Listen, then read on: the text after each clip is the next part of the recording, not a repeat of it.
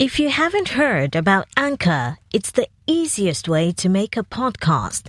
Let me explain. It's free. There's creation tools that allow you to record and edit your podcast right from your phone or computer. Anchor will distribute your podcast for you so it can be heard on Spotify, Apple Podcasts, and many more. You can make money from your podcast with no minimum listenership. It's everything you need to make a podcast in one place.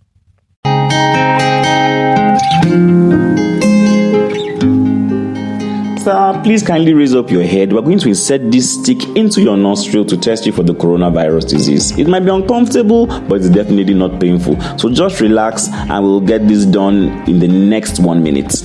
Well, that is probably what you will hear if you were being tested for the coronavirus disease.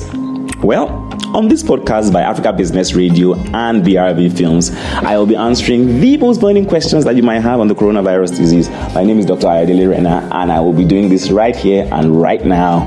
Africa Business Radio, towards a profitable Africa. So, some people have asked me, so Dr. Renner, what happens when somebody thinks they have coronavirus disease and the NCDC wants to test them? What do? Do they collect a blood sample? Do they collect a urine sample? And I say, okay. So what they do is that they collect what we call a nasopharyngeal swab. Now, what happens is that they insert a stick into your nostril to reach as far back as the back of your throat. I know that sounds uncomfortable, but it's how the sample is collected. Now, they insert a special stick called a swab stick that looks like a cotton bud. So it has a long shaft and it also has a synthetic material at the end of that shaft that they insert into the nostril and that they use to rub the back of the throat, and then the sample is transported to a special lab in which a special test called a reverse transcriptase polymerase chain reaction is conducted. When that test comes out positive, then the person is confirmed to have coronavirus disease. What they look for in that test is actually the genetic material of the virus that they have collected from that nasopharyngeal swab.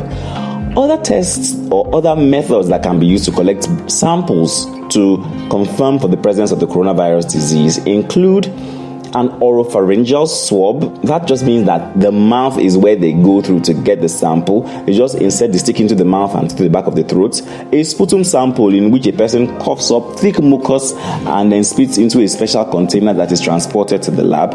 And then also what we call bronchoalveolar lavages are done for patients who are on ventilators. Now, all these are just big terms for the various methods that we use to get samples to test for the coronavirus disease. So, I hope we've been able to answer the question on what and how samples for the coronavirus testing is conducted, and I will see you next time right here on this podcast.